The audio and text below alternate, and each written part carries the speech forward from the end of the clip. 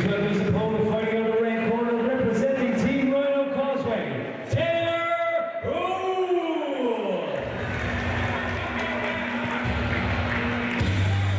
Opponent.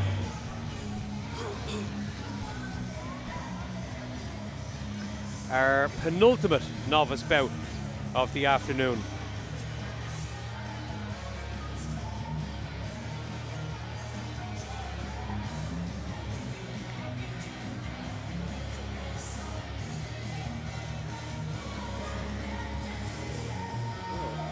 Oh, actually, we have more novice bouts further up the card. Some of those have been cancelled. We're underway. Ferguson goes in for the takedown straight away, almost gets it, but good recovery from Hoole. They both have each other's necks, it looks like. Yeah, it's a weird, awkward position. Ferguson gets the fight to the floor at the second or third time of asking. Digging to the body. That knee was perilously close to the danger zone. Hoole trying to fish for that neck, but I don't think he's got the hand secured now. He's lost one.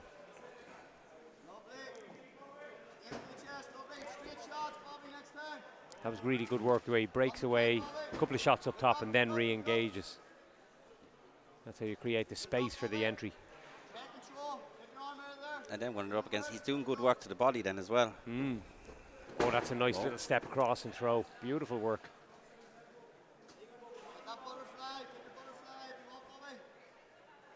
Hoole finds himself in close guard now, so he's going to try to posture up next. Again, no headshots on the ground here. It kind of limits your weapons really when you hit the floor in the close guard in particular. Would it be more advantageous to be on the bottom in this position with no ground and pound for submission reasons, maybe? Depends how good your jiu-jitsu is, I suppose. It definitely favours people who have a strong jiu-jitsu background. This rule set, like we do see, like at the teen fights and the novice fights, when they hit the floor, the real like elite level grapplers at that level are yeah, they're definitely in their comfort zone there, you know. And you don't mind getting shots to the body as much. Shots to the head change everything. Yeah. Like I went years without training any MMA, like trained it initially and then didn't do any for years and went off and got his black belt in jiu-jitsu and came back doing a bit of MMA, and I found guys that I could manhandle when we were just rolling. It was different in MMA sparring. I was like, what's going on? I can't do anything here. So I had to change everything about my game and figure it all out again, you know. Straight into mount here is really good from Ferguson. Yeah, because obviously when you're on the ground, you're going to be worried about shots to the head, whereas in jiu-jitsu... Yeah, they make every little thing just...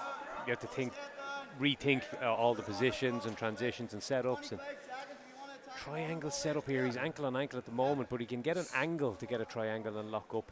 He's grabbed his arm here as well. He's gone the wrong way. Omoplata, which you can use to sweep. And he's managed to do it. You rarely see omoplatas being finished. I couldn't tell you the last time I saw one. Fighter heard the 10-second clacker and thought the round was over. Boom, 1 round in the books.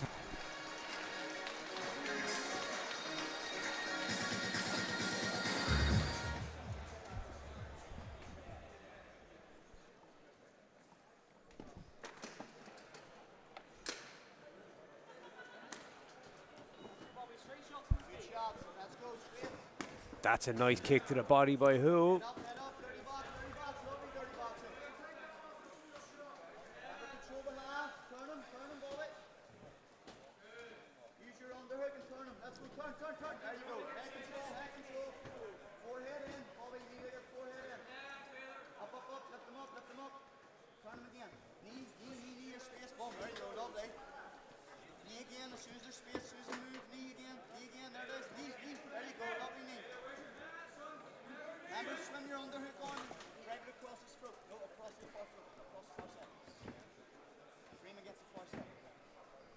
This is exhausting, this wrestling. When you're the guy pressing the action against the cage like this, it's absolutely draining.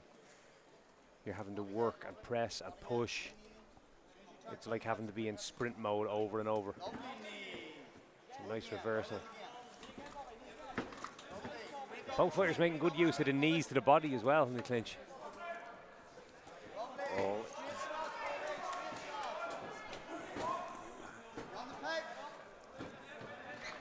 Bring your head back up, Bobby. Don't leave it down there. Head up, Bobby. Head up. Press, drop down to your knees and finish it. He hasn't got the hands connected. He likes the way he switches to the single to connect the hands. That give him more of a chance. Move him, move him, move him. Let's go, pull him away. Knee, the knees there again. Turn against the cage with your knees, Bobby. High underhook, Bobby. Get your underhook high on the shoulder. Hoole's done well. He's trying to get to the wrist so he can peel that arm down. But Lovely knee, lovely knee. Head control for me, Bobby. Minute 20, head control for me. Knee again. There it is. Create space. Move your hips back, big knee. He's done a lot of work to the body, this, which might help it as it goes later into the fight. yeah, sometimes it doesn't pay off immediately. You do see guys getting absolutely dropped by body shots, all right, but sometimes you can feel the benefits of this when it hits round 3. Keep moving your feet. Bo Nickel. Move your feet. Yeah, Bo Nickel, big Bo. Turn your hand in. Took an awful knee to the body last night off Rainier the Ritter. There you go. Maybe you can switch. Switch it. Diving on that front headlock position but loses the neck. Lovely knee. Head control. Lovely knee. Lovely His knees are very, very effective here. They're landing solidly, like, and he's definitely getting a reaction. Hoole with that kick to the body again. That's the second time he's landed that in this round. He might have given up a standing head and arm choke. Squeeze your elbow in. Squeeze your elbow in. Now you can finish this standing. It's a rare submission, but you can get it. He's going to run out of time, you would imagine. It's kind of like an arm triangle, almost like he's around to the back for a rear naked choke with the arm in, kind of like the Ruotola team. Awkward position. Difficult to finish, but sometimes they can pull them off. Yeah, because you need to trap the arm in. Yeah.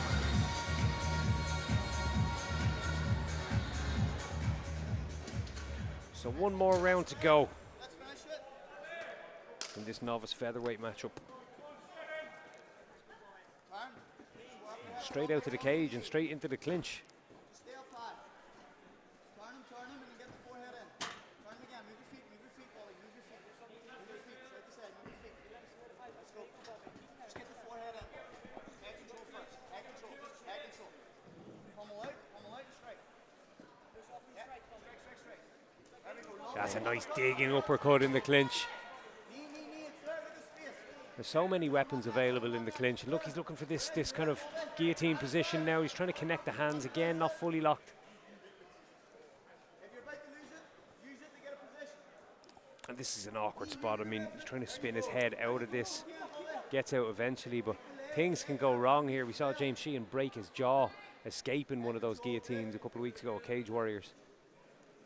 He goes for the schoolboy headlock, pop your head out. Keep your hips behind him. Keep your hips behind him. Keep your hips behind him. There you go. Forehead. Drive your forehead in them now. You can punch him, Bolly. There we go. Very good. Punch away. Let's go. Stay busy with your hands, Bolly. Keep scoring by staying busy with your hands. Two knees. Lovely. Keep going. He's not doing it. Let's go. Keep going. Those are big knees again. He's very aggressive with them, and he's very good with the dirty boxing in the clinch as well when they get cinched up. And Absolutely, he's working, staying busy. You see some fights where they hit the fence and it's just like, oh, nothing's happening here. But this one's certainly not the case. He's doing damage in every position, even those knees to the legs. They hurt like hell. yeah, I remember getting dead legs when I was a kid. I'm assuming it's something like that. It's very, very similar, and it's kind of weird because you're stuck there and you kind of, yeah, your options are limited if you can't get out of there. You feel kind of powerless. You use the underhook well, and the head under the jawline is very good. But Ferguson's done well temporarily to get off the fence. He's back there now. They are really landing when he hits them. Yeah, we're hearing a nice thud. Cage side, you hear everything.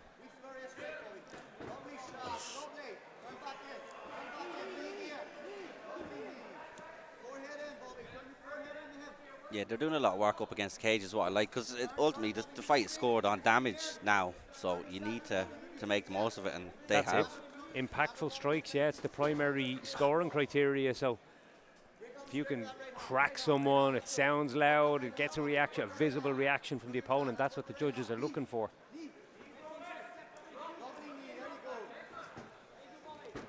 Big entry from Ferguson.